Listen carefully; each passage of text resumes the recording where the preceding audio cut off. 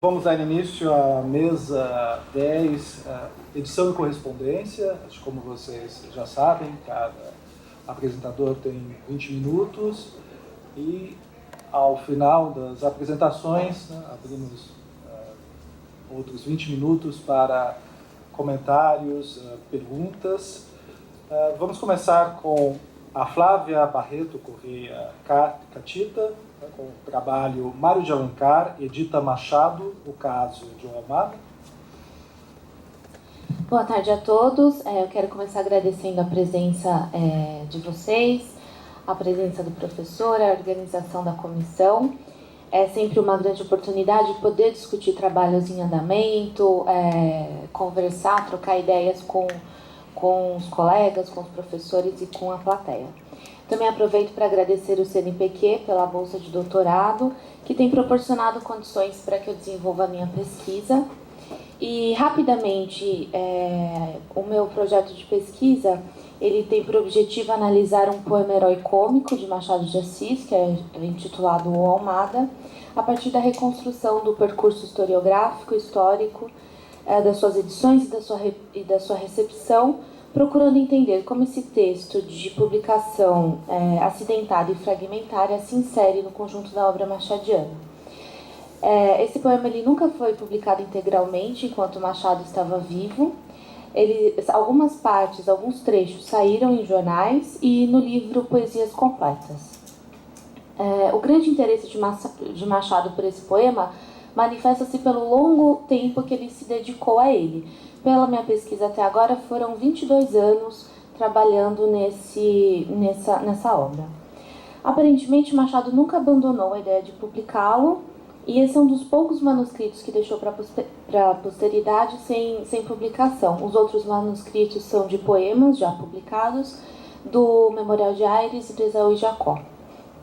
Bom, então na minha fala de hoje eu vou fazer um recorte que é onde eu pretendo ilustrar como o Mário de Alencar, que foi o editor dos manuscritos desse poema, como aconteceu, qual é a relação entre ele e Machado e como se deu esse processo. Assim como a organização do espólio machadiano especial do poema O Almada. Eu vou tratar também brevemente da relação entre Machado e outro Alencar mais famoso, que é o autor de Iracema. Por conta de tempo, eu vou começar a leitura, senão eu posso me atrasar. No livro Alguns Escritos, publicado em 1910, Mário de Alencar dedica várias páginas a Machado de Assis. Escreve 2 artigos sobre o Memorial de Aires e Esaú Jacó e revela uma faceta íntima do seu relacionamento no texto Machado de Assis, Páginas de Saudade. Em uma espécie de relato memorialístico, descortinam-se os últimos dias da agonia de Machado e o que sucedeu após a morte do escritor. Mário começa a escrever no dia 28 de setembro de 1908. Cito: "Venho da casa de Machado de Assis. Lá estive todo dia de sábado, ontem e hoje. E agora estou sem ânimo de continuar a ver-lhe o sofrimento. Tenho receio de assistir ao fim que eu desejo, não tarde." Fim de citação. Em seguida, ele discorre sobre o receio que Machado tinha de sofrer uma moléstia grave que lhe tolhesse a dignidade e o fizesse sofrer por muito tempo, o que acabou acontecendo de qualquer maneira. Mário, então, tece alguns dos mais sinceros e comovidos elogios ao escritor, que vocês podem acompanhar pelo próximo slide. Era essencialmente bom e puro, de uma delicadeza e sensibilidade que não podia, por mais que o quisesse, acomodar-se à rudeza das coisas e dos homens.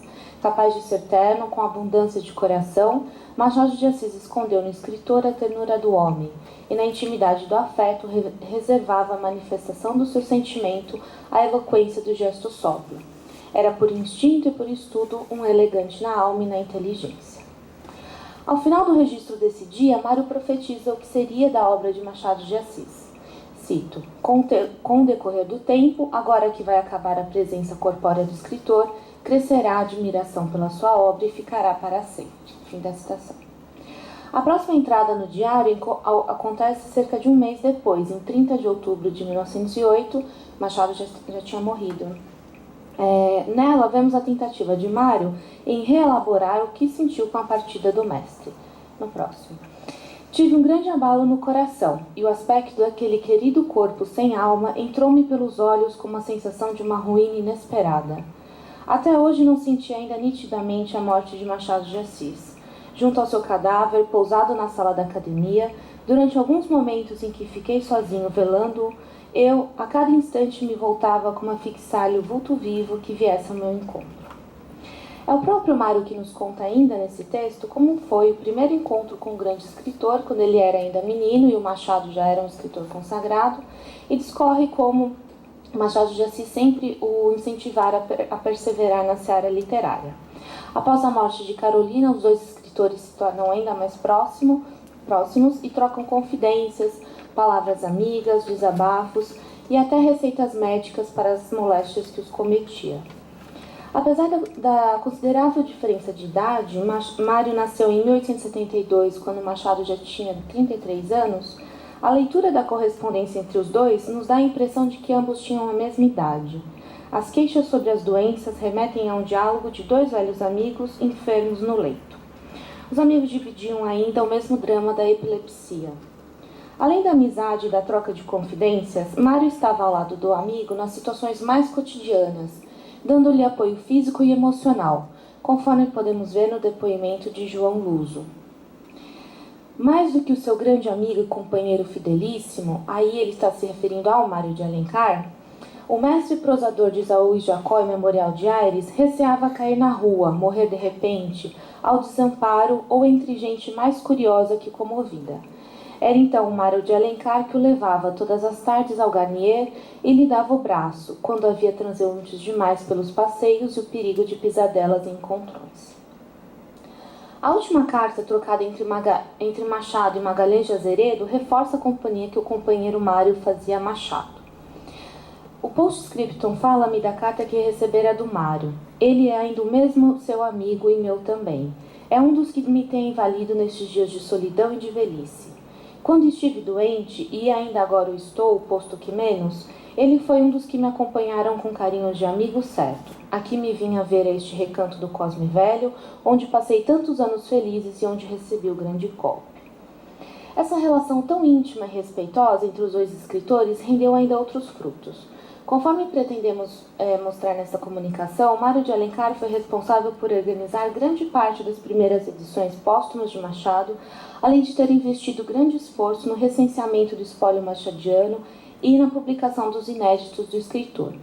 Flávio Amparo afirma: muitos dos escritos inéditos de Machado, assim como a obra da juventude do romancista e sua correspondência ativa, foram reeditados e publicados através do trabalho de Mário de Alencar, na sua incansável tarefa de manter viva a memória de um dos nossos maiores escritores. Pesquisando nos jornais, pude encontrar uma notícia relevante publicada na Gazeta de Notícias em 1910, onde ficamos sabendo que a obra de Machado, publicada nos jornais, e ainda alguns textos inéditos, seriam publicados pelo editor Garnier, e Mário de Alencar seria o responsável por essa tarefa de organizar os textos. Segue a descrição completa do trecho. A obra de Alencar não terminou naquele volume que tão melancolicamente ele dizia ser o último. Como os editores... É uma notícia do jornal, Como os editores de essa, o Sr. Garnier achou um dever coligir e publicar a obra esparsa pelos jornais e principalmente muitas páginas inéditas. Para essa obra era preciso que os editores de essa encontraram um homem de letras, amigo íntimo do escritor e que tivesse por Machado, além da morte, a mesma amizade, o mesmo respeito, a mesma carinhosa veneração. E felizmente a Casa Garnier incumbiu desse trabalho enorme o Sr. Mário de Alencar, o fino homem de letras tão ligado a Machado, de modo que teremos a crescer a obra de Machado de Assis, mais 6 volumes aparecerem sucessivamente. A comparação com essa nos chama a atenção por vários motivos, a começar pelo grande sucesso e prestígio que tinha o escritor português no nosso meio e pela quantidade de livros vendidos no Brasil. Só para ilustrar a popularidade do escritor, em um levantamento realizado pelo periódico A Semana, de setembro de 1893, sobre os 6 melhores romances em língua portuguesa, 3 desses romances eram do Essa, inclusive o primeiro deles. O escritor português também deixou várias obras inéditas, inteiramente ou inéditas apenas em livro, que foram editadas após a sua morte. Essa notícia nos interessa também pela descrição elogiosa de Mário, nomeado responsável pela organização dos textos esparsos e dos trabalhos inéditos. Vemos também a construção da consagração machadiana como a construção da consagração machadiana foi tomando forma pela republicação de sua obra. Além desse registro, várias cartas trocadas entre Mário e José Veríssimo, logo após a morte de Machado, ilustram como foi o processo de transferência do espólio machadiano para a academia e como Mário trabalhou na organização desses papéis. Na carta de 5 de dezembro de 1908, Mário escreve a Veríssimo e comunica-lhe os seus planos. Outra coisa, pesa-me deixar na academia os manuscritos de Machado no estado em que foram da casa do Major. Acresce que, como segundo secretário encarregado do arquivo da academia, tenho a responsabilidade da conservação daqueles papéis preciosos. Desejava, por isso, levá-los comigo para a Tijuca, a fim de os pôr em ordem e catalogá-los. Lá em sossego eu farei esse trabalho em poucos dias, ao passo que na academia não faria senão em meses, com risco de perder muita coisa que possa ser tirada sem que o saibamos. Mais tarde, em 18 de dezembro de 1908, Mário escreve novamente ao crítico paraense, fazendo uma descrição minuciosa de todos os papéis organizados por ele até o momento. Entre esses papéis consta um manuscrito de O Almada, sobre o qual Mário faz observação de que talvez estaria incompleto. Já tenho aqui as 2 latas de papéis do nosso querido Machado de Assis. Examinei tudo e pus tudo em ordem. Trabalhos dele vieram. Manuscrito, talvez incompleto, do poema Herói Cômico Almada, manuscrito de um romance histórico não acabado e que pela letra parece muito antigo, notas lexicográficas, 3 folhas do manuscrito de Dom Casmurro, algumas folhas soltas de vários trabalhos, retalhos de jornais e etc. Como podemos ver, esses documentos nos ajudam a confirmar a nossa hipótese do quanto Mário de Alencar se empenhou para organizar os papéis do falecido amigo. Além disso, vemos que o receio de que os papéis se perdessem não era infundado. Até hoje não sabemos onde está esse romance histórico, os manuscritos de Dom Casmurro. Também somos informados sobre o processo de transmissão do manuscrito de O Almada. Uma outra questão que pretendo abordar aqui é a relação entre Machado e José de Alencar, aludida pelo próprio Mário no prefácio de Outras Relíquias. Outras Relíquias foi o livro que saiu em 1910, onde Mário editou os manuscritos e publicou essa versão mais completa do Almada que a gente tem acesso. José de Alencar publicou em 1873 o Garatuja, uma crônica que tratava do mesmo assunto de O Almada. Mário atribui a isso o motivo de Machado não ter publicado seu poema integralmente em vida. Seria repetir em verso o que o Alencar já havia dito em prosa. Outro crítico, João César Rocha, tem uma opinião diferente sobre a comparação entre o Garatuja e o Almada. Para ele, na verdade, Machado corrige Alencar ao compor o poema utilizando o gênero herói cômico, que seria mais adequado à situação satírica do que uma crônica histórica dos tempos coloniais. A comparação entre o Almada e o Garatuja vem de longa data. Desde o anúncio da venda do livro Outras Relíquias, publicado em agosto de 1911 na Gazeta de Notícias, o confronto entre os 2 textos e os 2 escritores já era aludido. Eu retirei aí só um trecho dessa notícia, que é o seguinte: o Almada trata do mesmo assunto do Garatuja, de José de Alencar, e oferece, pois, a mais o interesse do paralelo entre os 2 grandes mestres da nossa literatura e os 2 insígnios romancistas de estilos e predileções tão diferentes.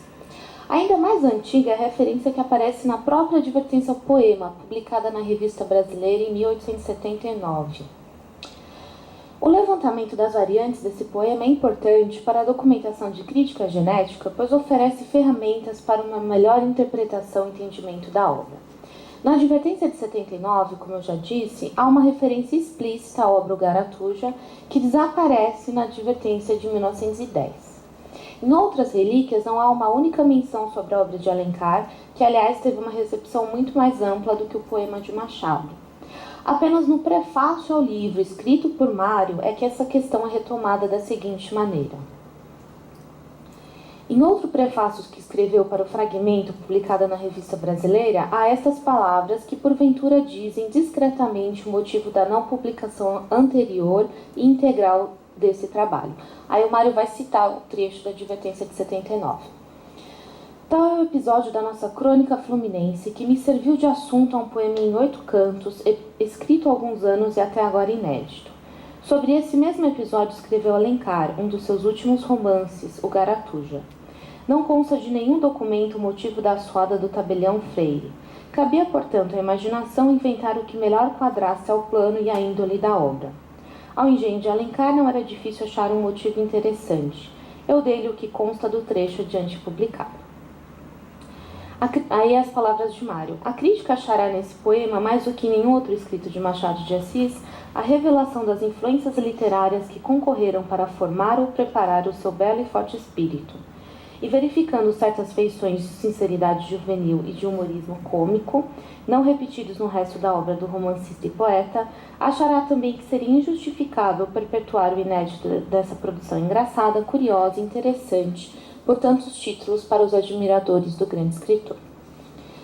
Não deixa de ser curioso notar como Mário faz questão de retomar um prefácio já antigo, de 1879, em que o Machado cita Alencar.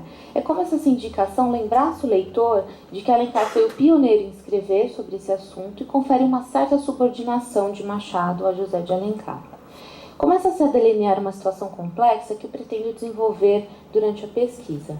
Porque ambos foram buscar em um episódio de 1659 o assunto de seus textos? Por que, num primeiro momento, Alencar é lembrado como inspiração para Machado e depois é deixado completamente de lado?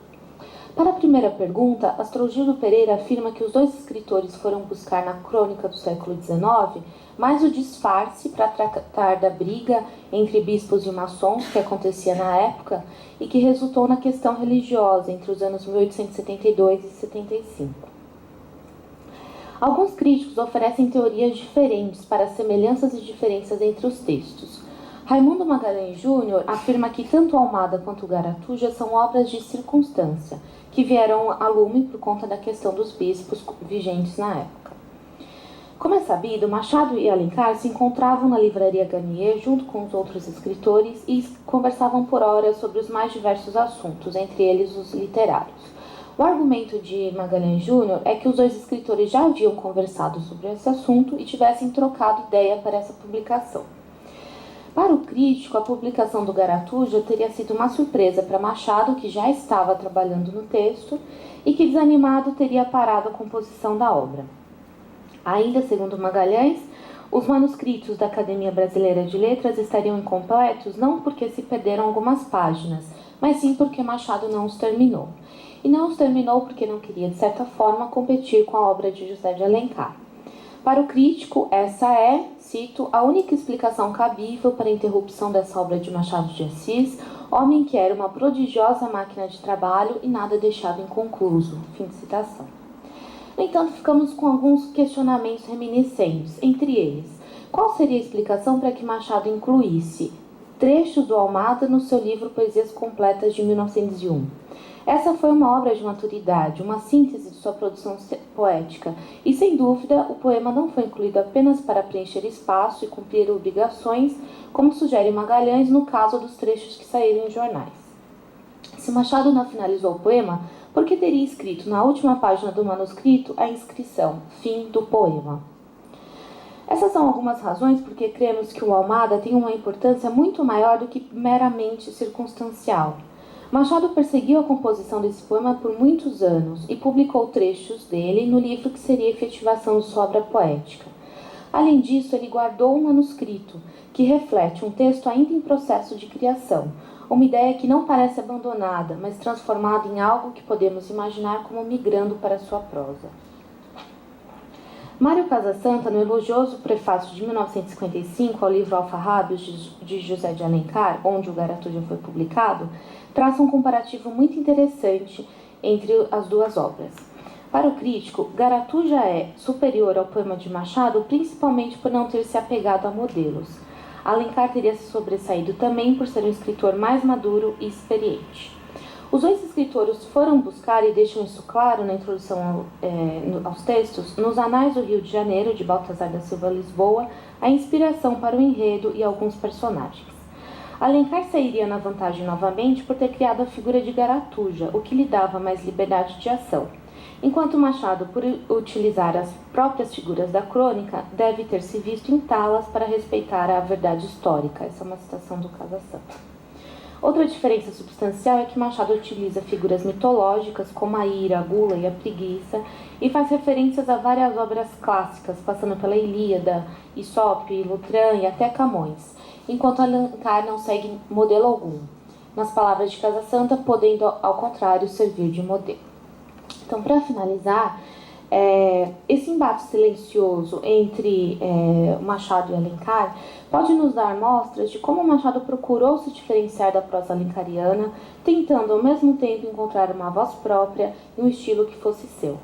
Vemos também que a citação à obra de Alencar poderia ter sido necessária na Advertência de 1879, quando Machado ainda era um escritor pouco conhecido e queria mostrar seu repertório e respeito pela obra de seu antecessor. Conforme Machado de Assis vai conquistando seu espaço e se consagrando no cenário literário, essa necessidade deixa de existir e a referência à obra do Garatuja gradativamente vai perdendo a sua importância. É isso, muito obrigada.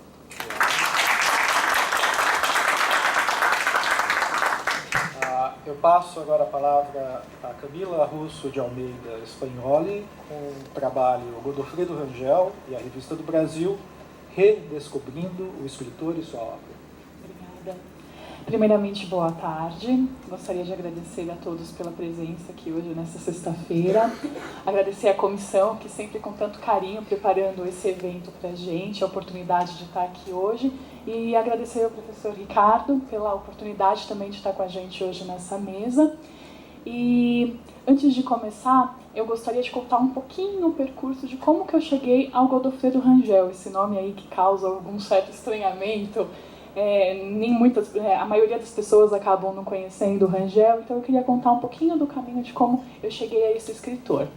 Bom, eu tive a oportunidade de fazer iniciação científica com a professora Marisa Lajolo, então por 2 anos eu tive bolsa da FAPESP e eu comecei estudando não o Rangel. Eu comecei estudando um nome um pouco mais conhecido, Monteiro Lobato. Eu acho que tá falhando minha voz, tá tudo bem? E aí eu tive a oportunidade de trabalhar com as cartas do Monteiro Lobato. Monteiro Lobato se correspondeu com várias pessoas e o Godofredo Rangel é o principal interlocutor dele. E então, nesse começo das cartas, eu fiquei mais um viés Monteiro Lobato, o que ele achava de estilo, o que ele lia, um pouco da formação do Monteiro Lobato enquanto escritor. E foi também nesse momento, ainda na iniciação científica, que eu recebi aí um parecer que falava por que não estudar Godofredo Rangel, uma vez que tem tão poucos estudos sobre ele. E eu fiquei com essa pulga atrás da orelha, mas tive que seguir ali no mestrado, continuei meu trabalho com o Lobato, também gosto, fico ali com meu coração dividido, Lobato e Rangel. E no mestrado, eu fiz com a professora Telê pelo IEB, eu pesquisei, continuei essa formação do Lobato enquanto leitor, o que ele lia, o que as estantes do Lobato ainda continua preservando ali na Unicamp, na Biblioteca Monteiro Lobato. E agora meu coração está de volta com o Godofredo Rangel no doutorado. Bem, para começar também, eu acho que antes de entrar de fato no que vem a ser o meu trabalho, acho legal assim um pouco de uma introdução. Quem é Godofredo Rangel? O que ele escreveu, quais foram as obras dele, enfim. O Rangel é um escritor mineiro, ele nasceu na cidade de Três Corações em 1884, é um escritor aí do começo do século XX. Aos 12 anos de idade, ele perde a família e vem morar aqui para São Paulo com a irmã dele. Ele cursa Ciências Jurídicas e Sociais no Largo de São Francisco e é aí que vai dar esse boom um pouco na carreira dele enquanto escritor, que junto com o Monteiro Lobato, que é nesse momento que ele conhece o Lobato, eles formam aqueles grupos assim da época de pessoas que leem, enfim, aqueles grupos estudantis que se chama Cenáculo, e eles se reúnem sempre ali no centro de São Paulo, discutem literatura, filosofia. Só que em 1904 o Rangel acaba saindo desse curso, ele termina, só que não fazendo aquilo. Ele tem uma oportunidade de cursar meio que à distância, na época não tinha, mas à distância na cidade de Campinas. E é nesse momento que começa a correspondência com Monteiro Lobato. A gente tem A Barca de Gleire, não sei se vocês conhecem, registram aí mais de 40 anos da troca de cartas com o Monteiro Lobato. Elas começam em 1903, a primeira edição das cartas vem em 44, só que sai uma outra edição que as cartas vão até 48, 12 dias antes da morte do escritor Monteiro Lobato. Então aí, por essa extensão, já dá para ver, a gente acompanha vários momentos ali da vida dos dois, essa gestação enquanto escritores, esse processo de formação, até mesmo aqueles traços biográficos que toda a leitura de cartas traz em si. Eu trouxe para vocês alguns livros aí que o Rangel publicou, são as obras dele que a gente tem notícia. Podem passar os olhos, não sei, quem sabe vocês conheçam algumas, já tenham lido alguma vez na vida.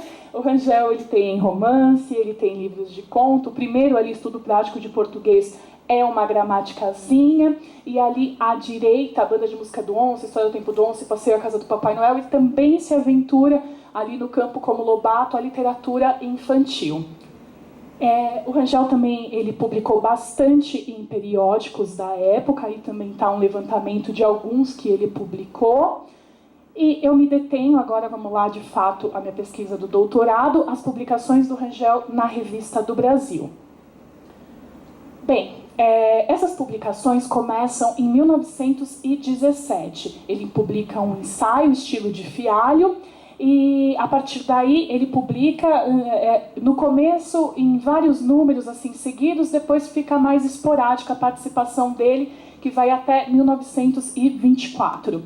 Vocês podem ver aí também que ele publica ensaio, ele publica crítica, ele tem o romance Vida Ociosa, ali está no segundo tópico, ele participa em vários números, ele começa em 17 e termina em 18, ele sai no rodapé da Revista do Brasil. Então, tem todo um romance dele, ele publica contos, a atividade dele é bem intensa nesse período. O que acontece? Ele é aquele amigo que sempre incentiva, ele não é só de contar as coisas ali, as coisas do dia a dia, ele quer que o amigo dele produza e tenha sucesso, ele se empolga com os livros do Rangel, a gente acompanha tudo isso pelas cartas, é muito legal de ler.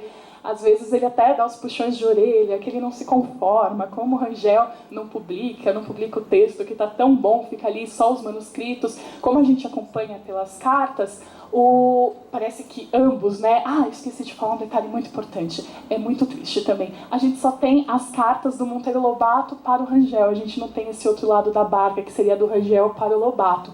Então tudo que eu falar é meio que parcial, mas a gente consegue entender ali pelas entrelinhas das cartas.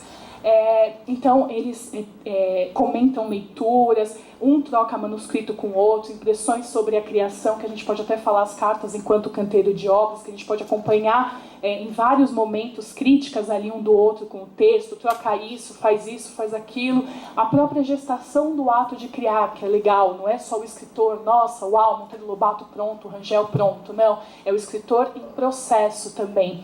E o Lobato, ele incentiva a todo momento o Rangel, e eu trouxe alguns trechos de carta para vocês acompanharem um pouco desse processo da Revista do Brasil e do incentivo do Lobato e a mediação dele, muitas vezes até com um papel muito ativo nessa amizade para que o Rangel se publicasse. Tem aí a primeira carta, é uma carta de 1917, isso é o Lobato falando. Hoje escrevi a Revista do Brasil, como por ordem tua, que ou publicassem a Vida Ociosa, que é o romance dele, ou devolvessem os originais. Estão a mangar contigo aqueles paredrecos. Tiro-a de lá e publico-a em rodapé no Estadinho. Aí o Lobato, todo bravo, que estava demorando para sair essa publicação. Nessa época o Lobato participa ali do grupo de amigos do jornal Estado de São Paulo, publica bastante coisa. E é esse puxão de orelha que vem na carta dele falando que deu aí no pessoal da Revista do Brasil. Na próxima carta vem a grande notícia para o Rangel. A Vida Ociosa vai afinal sair. Aquela intimação surtiu efeito. Respondeu Plínio Barreto, na época ele era o editor-chefe da revista. que nossa, tá um pouco ruim de ler daqui que tá batendo umas luzes, respondeu o Plínio que a não devolvia porque ia publicá-la. De fato, a Vida Ociosa começa a sair em maio de 1917, certo? Nesse meio tempo, Lobato era ali só um frequentador das rodinhas, conversava com o pessoal da Revista do Brasil, e ele tem a oportunidade de comprar a Revista do Brasil. Ele compra, acho que vocês já devem ter ouvido falar da trajetória do Lobato enquanto editor, o tanto que ele revolucionou o mercado livreiro no Brasil, que antes tinha aquela coisa toda de enviar para Portugal, os custos altos, e o Lobato acessibiliza ali tudo, e começa com essa compra da Revista do Brasil. Então ele compra, e é claro, ele vai continuar incentivando o Rangel a publicar bastante na revista. Eu queria agora, que a revista é minha, ver-te ali como gato da casa, em todos os números, com coisas filológicas, com romances e contos espiolhados ou não. Então ele fica, em várias cartas ele pede textos do Rangel, tem um livro, Os Bem Casados, para vocês terem ideia ali do apuro que o Rangel era pela escrita. Ele começa a escrever sobre esse romance em 1909, 1910, o Lobato pede várias vezes na Revista do Brasil para ele publicar esse romance, Rangel não publica, morre e essa obra só sai póstumamente. Então tem vários pedidos de livros, de contos, a todo momento a gente acompanha o Lobato intermediando essa relação do Rangel com as publicações. Neste próximo trecho, eu quis trazer um pouquinho desse apelo do Lobato para publicar, que eu tenho tanto falado para vocês. Estive pensando no seguinte: é preciso editar Vida Ociosa e Falange Gloriosa. Falange Gloriosa é um outro livro também do Rangel, que saiu em rodapé no Estadinho, mas como livro ele vai sair só póstumamente. Você é o homem do Zosa. O fato do teu romance ter saído na Revista do Brasil corresponde a quase ineditismo. É indispensável vires a público em livro, porque o livro é como o germe que faz a palma, a chuva que faz o mar. Anda lá, pois, com as correções, elimina aquele final da expulsão do juiz, que está idiota e ninguém aceita, e ainda ontem vi condenado por uma dama de Faro apuradíssimo. E manda-mo. Eu gosto bastante desse trecho, que ele tem bastante coisa aí pra gente conversar. Essa dama de Faro apuradíssimo possivelmente se refere à Dona Purezinha, a esposa do Monteiro Lobato. Ele dava os manuscritos que o Rangel mandava para a esposa também ler, e tem aí um parecer um pouco dela que aparece nas entrelinhas das cartas. E a super bronca do Lobato, né, o que ele acha que ele tem que mudar, o que tem que fazer. O livro do Rangel, ele quer que ele muda isso e aquilo. E o interessante, que é o que de fato o meu trabalho focaliza, é como que é vista essa publicação em revista. O que acontece? O romance O Vida Ociosa, ele sai na Revista do Brasil, e depois, em 1920, ele vai sair em livro. E no meu trabalho, eu tento entender ali um pouquinho dos vestígios do processo de criação do Rangel, com a publicação da Revista do Brasil e para a publicação impressa em livro. Teve alguma alteração? Sim, teve alguma alteração. O que ele alterou? O quanto que isso revela das escolhas do escritor, certo? A mesma coisa são alguns dos contos. Tem aqueles que permanecem inéditos somente na revista, mas tem aqueles que eles vão integrar 2 volumes de contos. Um, o Andorinhas, e outro, Os Humildes. Então, o meu trabalho, na verdade, acaba sendo esse, de estudar aí parte desse processo de criação e acompanhar, por meio das cartas também ali, quais vestígios, o que a gente consegue ver dessa criação do Rangel. E aí nessa carta, uma coisa que a gente percebe que a todo momento acontece é essa gênese a 4 mãos. Tem ali o papel do Lobato sempre pedindo alterações ou parabenizando. Eu acho que isso fica legal, não fica. E principalmente agora com o Lobato editor, a gente percebe o quê? O Lobato com esse faro comercial, o que é mais vendável, o que não é vendável. Aí ele fala do finalzinho do romance para alterar, certo? Para você tirar, que era um finalzinho idiota. Quando sai em livro, o Rangel tira o finalzinho, então ele acata aí a opinião do amigo dele, Lobato. É uma das alterações que a gente consegue ver. Continuando, ele segue nessa linha, né, de o que deve fazer, o que não deve fazer. Rangel, recebi vida ociosa. Parece-me aconselhável trocar a simples enumeração dos capítulos, coisa anticomercial, pela denominação dos capítulos, coisa comercialíssima. Acho horrivelmente árido um romance de capítulos numerados. E é fértil em que cada capítulo tem um títulozinho tentador, como faz o mestre Machado. O Duel Vaz também é assim. Tudo que nos livros predispõe bem o público ledor e o comprador é agradável a Deus. Se queres, eu mesmo batizo os capítulos. Ou então, manda-me daí os nomes, certo? Se você não tiver com tempo, deixa que eu batizo, vou fazer uma coisa comercial. É bem interessante esse testemunho aí da produção do Rangel nesse sentido. E que nos faz pensar, quando você tem as cartas, quando você entra ali na intimidade, meio dos escritores, quanto mesmo daquela ideia dele, né, que a gente sempre pensa ali daquela polifonia, o quanto é de outra pessoa, quais são os empréstimos, e nessa troca Rangel e Monteiro Lobato, o quanto de um está no outro e do outro está nele, né? Então esse trecho eu acho muito exemplar para a gente discutir essas questões próprias da gênese, da criação. E para vocês verem, esse processo do doutorado de comparação do que saiu em revista e depois em livro, está bem no começo. Eu fiz ele parcialmente, por enquanto ainda estou no Vida Ociosa, ainda no começo. E nessa tabela eu coloquei, olha ali a coisa comercial e o não comercial. Primeiro, na primeira coluna, quando sai na Revista do Brasil, olha ali, está tudo numerado, vão ser 22 capítulos e só está numerado.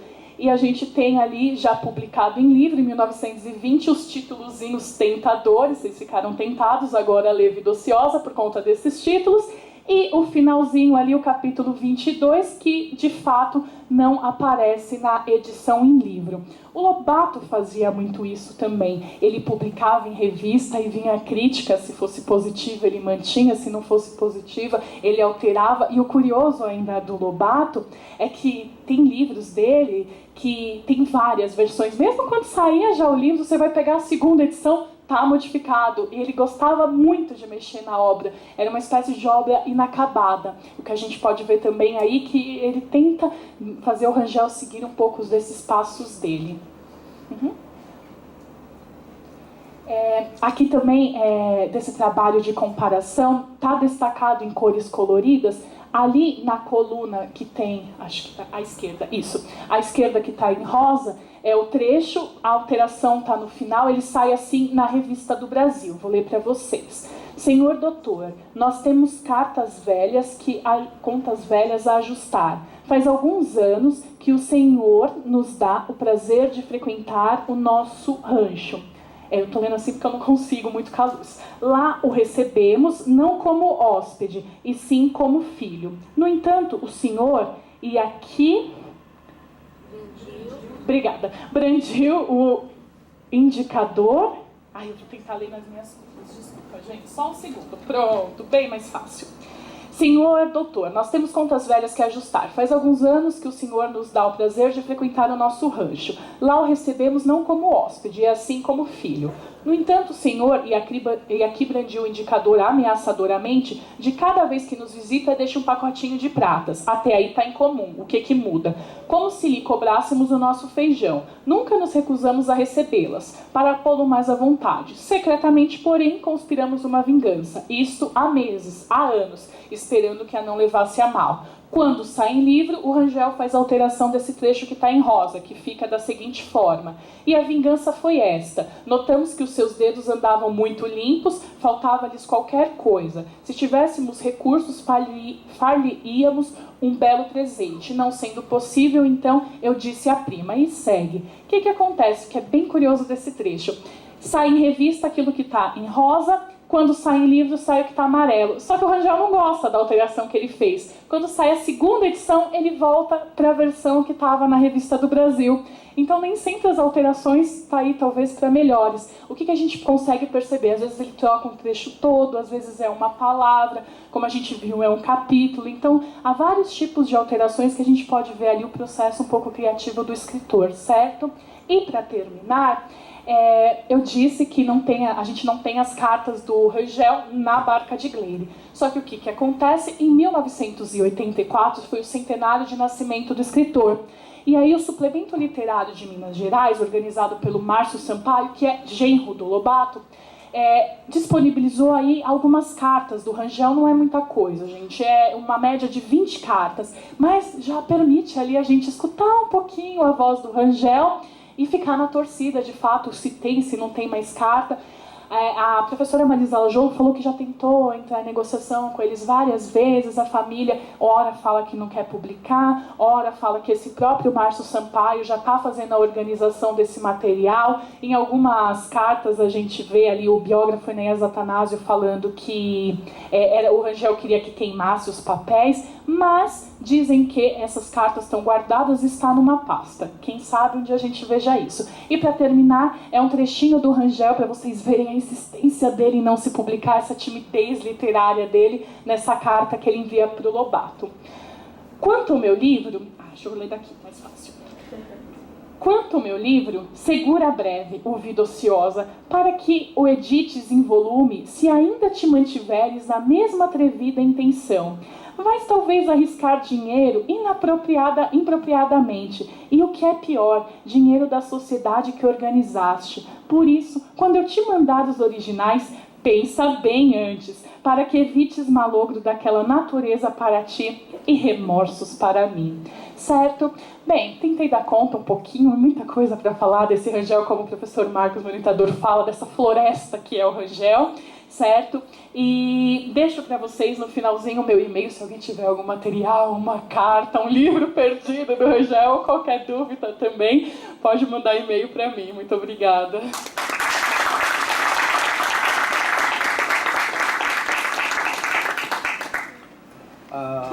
Para iniciar aqui a nossa conversa sobre os dois ótimos trabalhos da Flávia e da Camila, assim, primeiro cumprimentando o esforço de valorizar a história das publicações, que é um trabalho que às vezes nos estudos literários não é tão valorizado, mas a importância de se recorrer às várias edições, às edições originais nas revistas, né, nas primeiras edições dos nossos escritores que tanto publicaram primeiramente em jornais, em revistas, consideração da correspondência, né, como uma espécie de espaço de discussão dessas obras em gestação, né, tanto para se pensar as várias versões, as modificações que inevitavelmente uma obra pode sofrer, como também pensar no sentido que essas obras têm nesses suportes iniciais, quer dizer, o sentido de um determinado periódico, de uma determinada orientação estética ou política,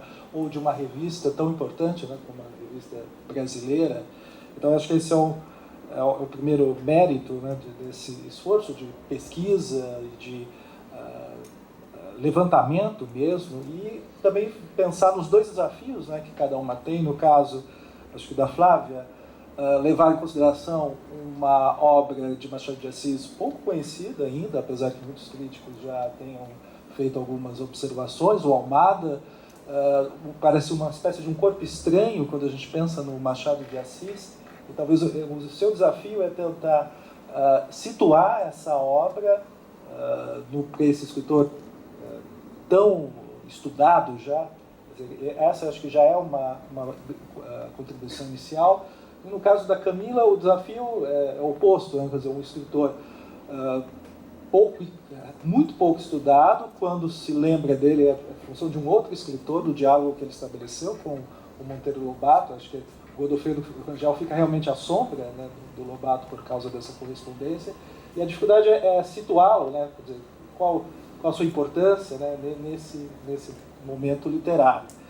Para iniciar a conversa, que eu acho que vocês podem, o que me chama mais atenção no teu trabalho, mais instigante, Flávia, é justamente esse encontro Alencar e Machado de Assis, a partir de uma mesma inspiração histórica, que resultaram em duas obras diferentes, o Garatuja e o Almada, que, segundo os críticos, parece houve um diálogo ou mesmo uma tentativa de superação por parte do Machado, no momento em que o Machado ali estava realmente iniciando a grande virada, né, que provoca tantas discussões.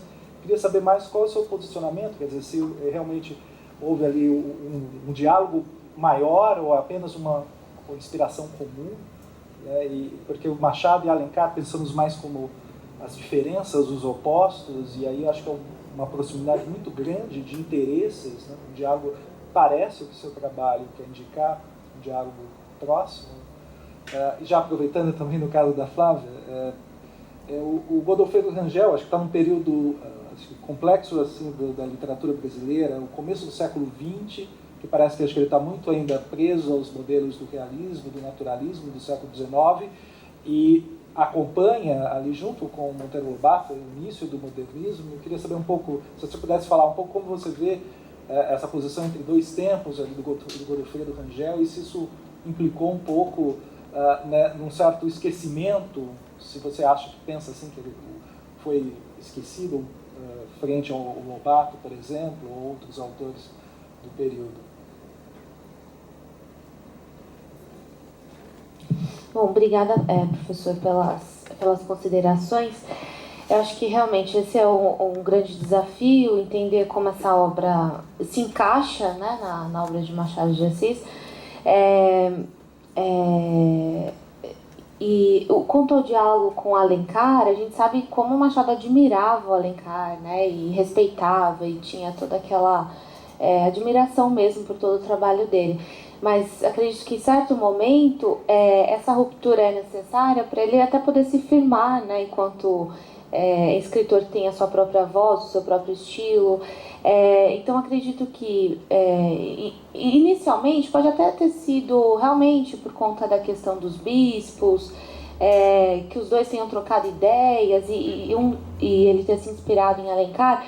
Mas o intrigante para mim é que isso continua, né? Depois que ninguém mais se falava na questão religiosa, ele ainda publica um trecho tratando desse assunto.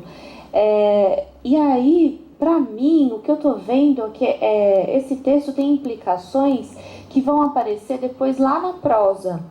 Por exemplo, o tom joco sério, o tom de Memórias Póstumas, por exemplo, né, do que é um romance, essa brincadeira que ele faz, né, o deslocamento, o rebaixamento de tudo, isso aparece lá no Herói Cômico de várias formas, até mesmo em comparação a personagens. Por exemplo, o Cotrim, de Memórias Póstumas, né, contrabandeava escravos. E lá no Almada tem o pai da Margarida, que também tinha esse ofício, e como ele trata os dois é de uma maneira até semelhante mesmo, de aproveitamento mesmo de temas e personagens. Mas para mim, acho que o maior aproveitamento, por enquanto, que eu estou vendo, é do tom mesmo, né?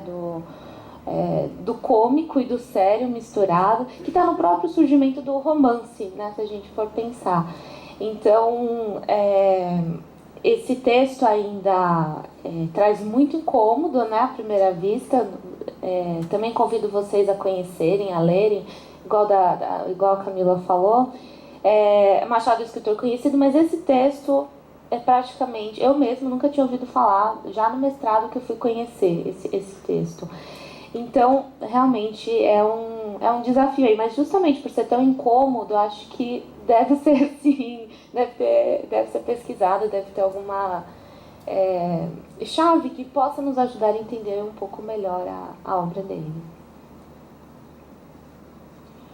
Então, entender essa coisa da literatura ali no começo de 1900 e pouco, esse choque de várias linhas, realismo, naturalismo, modernismo, tantos ismos, é de fato um caminho espinhoso, ainda mais quando a gente fala em Monteiro Lobato e essa relação toda, e é muito legal também no sentido que as cartas, elas também dão conta bastante disso. O Rangel, no começo, ele é muito apegado aos franceses, aos escritores franceses, então a gente vê bastante o Lobato falando. Tem até uma carta muito engraçada, que o Lobato fala com toda essa referência que vocês puderam ver, vomite o Flaubert, que o Rangel estava ali, parece que lendo, e eles falam na formação do próprio estilo deles, ele lia muito Flaubert, ele lia o Zola, e ele está todo se construindo, só que ao mesmo tempo, o que acontece? Aparece uma coisa potencial, assim, que terrível, acaba com tudo, que é Camilo Castelo Branco. Tanto o Lobato quanto o Rangel, eles ficam aí bastante tempo na leitura do Camilo Castelo Branco, e o curioso é que eles mandam trechos da obra do Camilo, veja isso, e eles ficam comparando. Enquanto fulano de tal fala assim, o outro fala assim, olha esse tapa na cara que o Camilo faz. Então eles ficam assim nessa formação literária, a gente pode acompanhar em várias cartas. E o Lobato é apaixonado pelo Machado de Assis e pela essa escrita do Machado, essa propriedade vocabular que o Lobato fala tanto. Só que o que acontece? Em se tratando do Godofredo Rangel, a gente pode perceber aquilo que o professor Antônio Cândido até fala quando ele comenta sobre o Rangel. É uma literatura caligráfica. Pensa na atividade de caligrafia ali, você capricha na sua letra e tudo, e é isso na literatura. O Rangel, ele floreia tanto, ele capricha tanto na descrição, na sua paisagem, que fica aquela escrita mais pesada mesmo, aquela descrição mais pesada, até mesmo talvez por conta dos modelos ali franceses que ele leu, o Rangel não consegue muito se desvencilhar disso. Então, a gente não chega de fato ali o modernismo, essas experimentações todas, a gente tem um Rangel de fato mais apegado ali a uma linha mais naturalista, realista. Alguns romances dele, que nem Os Bem Casados, ele dá um pouco, avança bem mais nessa questão, mas o próprio Vida Ociosa é aquela coisa mais da paisagem mineira, e vai, não vai, essa escrita mais carregada de traço realista. Acho que é isso. Os colegas podem fazer perguntas.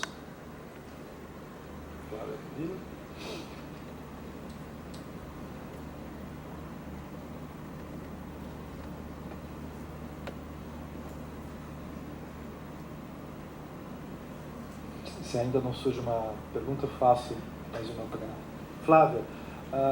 Quando você fala que possivelmente a questão religiosa pode ter servido ali de mote, né, tanto mais no caso do Almada, eu pensei na leitura que o Ivan Teixeira faz do Alienista, o Altar e o Trono, que a hipótese dele que a questão religiosa é também satirizada nos conflitos, sobretudo da figura do padre. Se você chegou ou está pensando em fazer essas correlações de como, se possivelmente a questão religiosa permeia esses textos, justamente nessa época, né, também o Alienista é de 1881, então, nesse período de produção do Almada. Sim, acho que a questão não tem como não passar por isso. Acho super importante entender o que foi essa questão e assim, como ela reverberou no próprio Império, né? Que depois teve uma confusão política muito grande com o imperador, com o Papa, uma briga que alguns dizem que foi uma das os maiores escândalos do Império e que teve grande papel no enfraquecimento do imperador.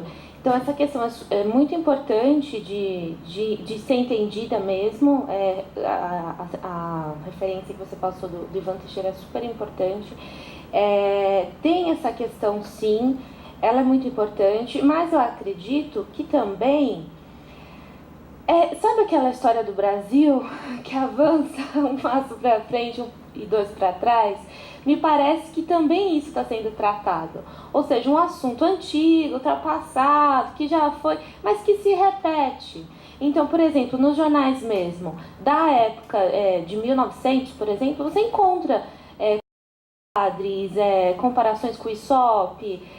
Então isso ainda está, de certa forma, permeado na vida política, social brasileira. Então acho que tem essas duas questões, a pontual do que realmente aconteceu e do que vem acontecendo até os dias de hoje, né? Como isso se alonga.